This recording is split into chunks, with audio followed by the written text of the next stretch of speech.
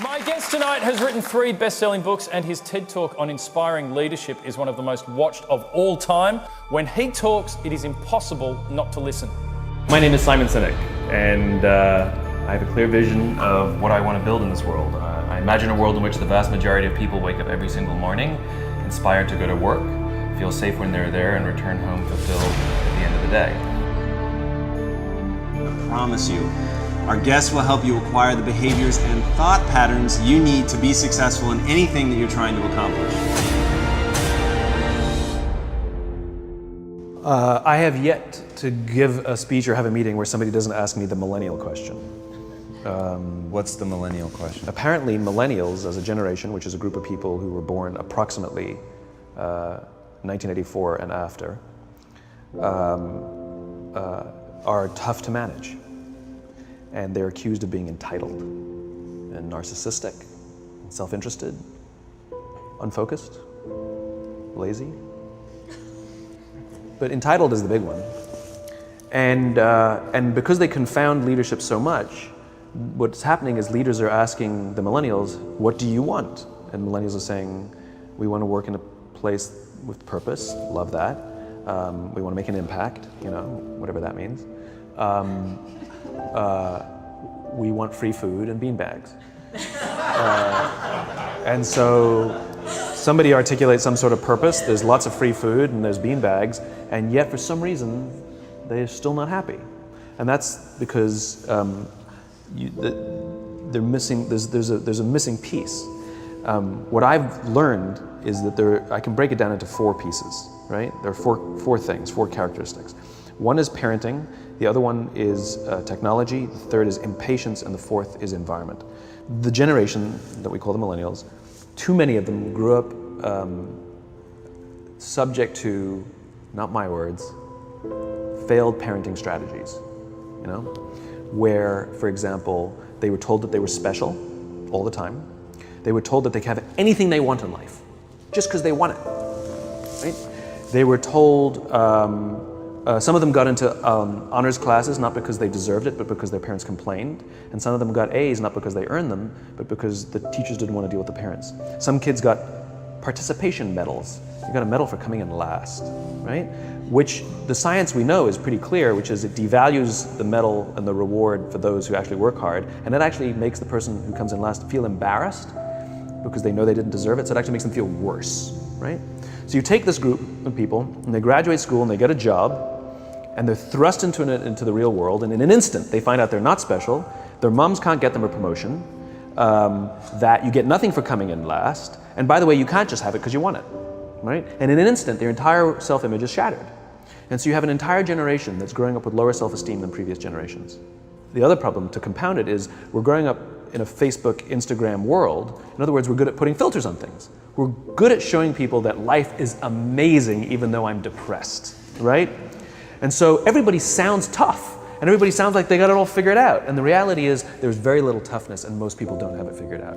And so when the more senior people say, well, what should we do? They sound like, this is what you gotta do. And they have no clue, right? So you have an entire generation growing up with lower self-esteem than previous generations, right?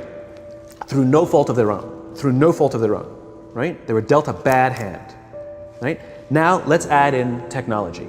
We know that engagement with social media and our cell phones releases a chemical called dopamine. That's why when you get a text, it feels good, right? So we've all had it where you're feeling a little bit down or feeling a bit lonely, and so you send out 10 texts to 10 friends, hi, hi, hi, hi, hi, because it feels good when you get a response, right?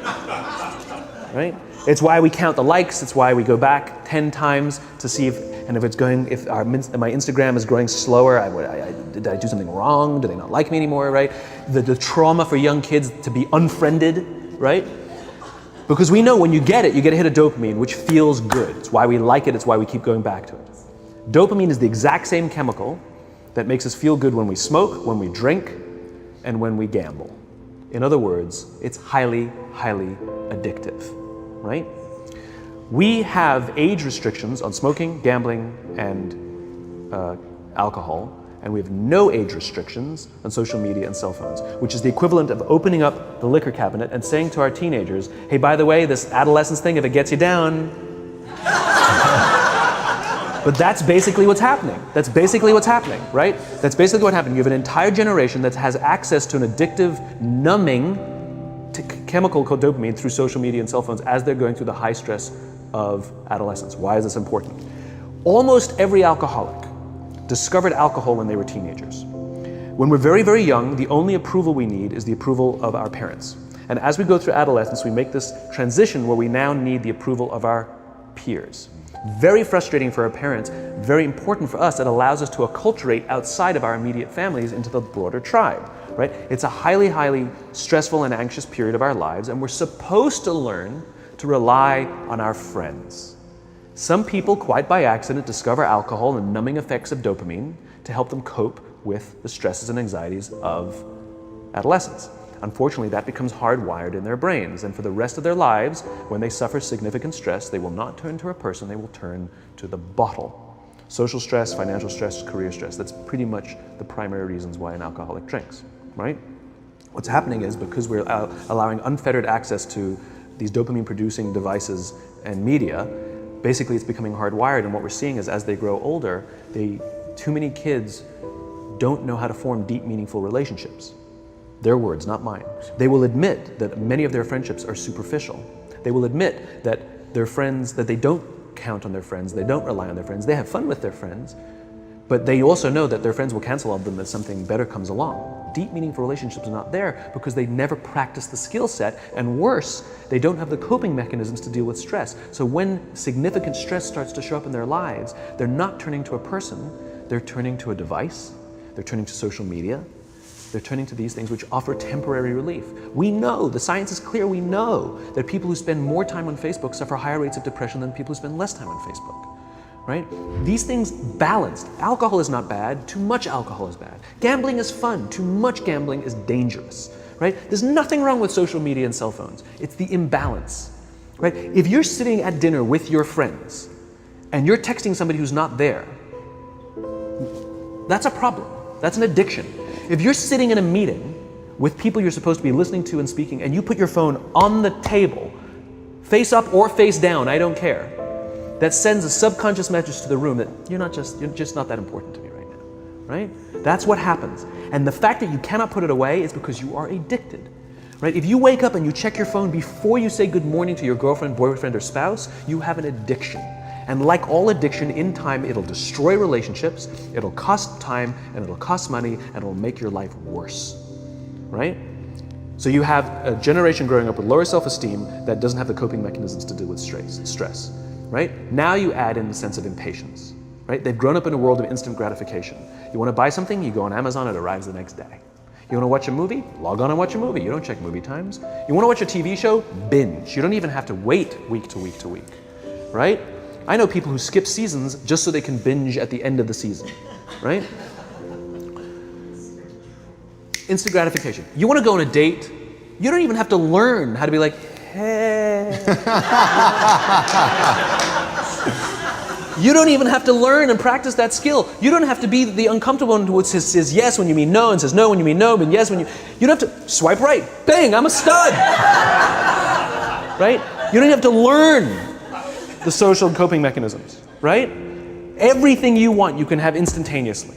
Everything you want, instant gratification, except job satisfaction and strength of relationships. There ain't no app for that. They are slow, meandering, uncomfortable, messy processes.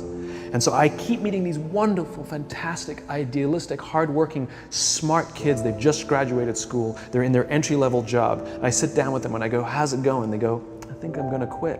I'm like, why? They're like, I'm not making an impact. I'm like, you've been here 8 months. You know? It's as if they're standing at the foot of a mountain and they have this abstract concept called impact that they want to have in the world, which is the summit. What they don't see is the mountain. I don't care if you go up the mountain quickly or slowly, but there's still a mountain. And so what this young generation needs to learn is patience.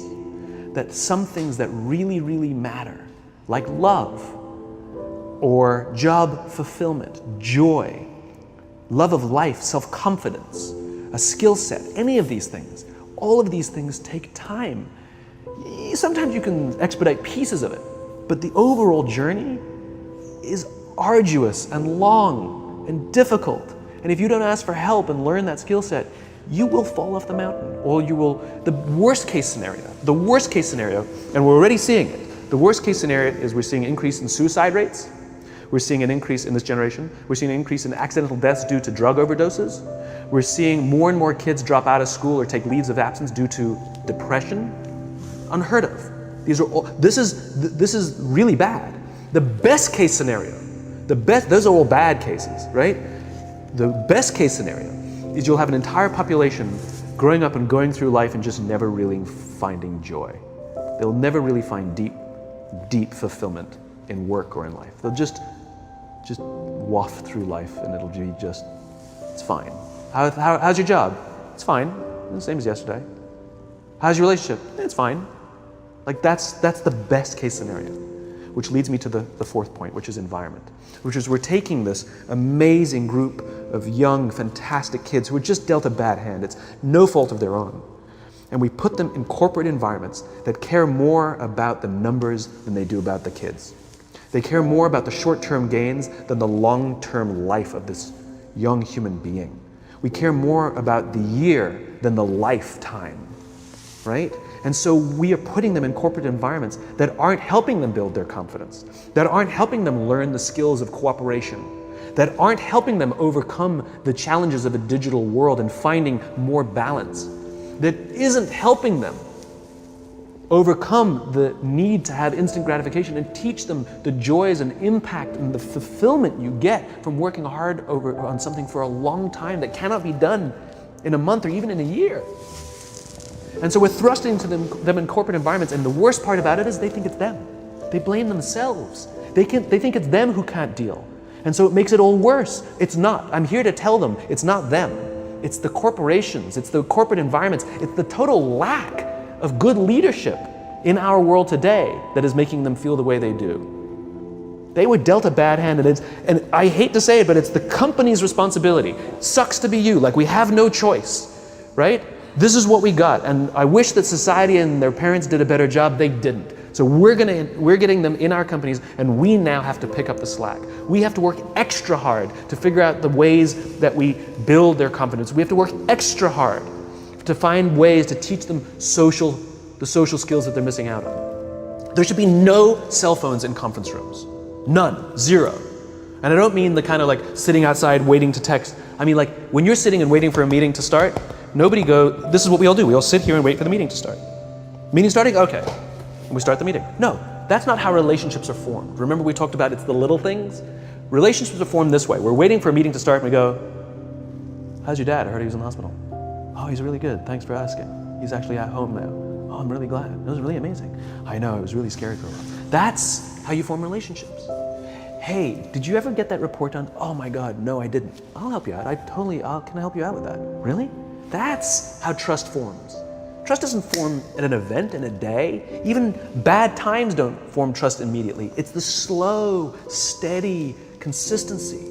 And we have to create mechanisms where we allow for those little innocuous interactions to happen. But when we allow cell phones in conference rooms, we just, okay, have the meeting. And then my favorite is like when there's a cell phone there and you go like this, you go. It rings and you go. I'm not going to answer that. Like, Mr. Magnanimous, you know?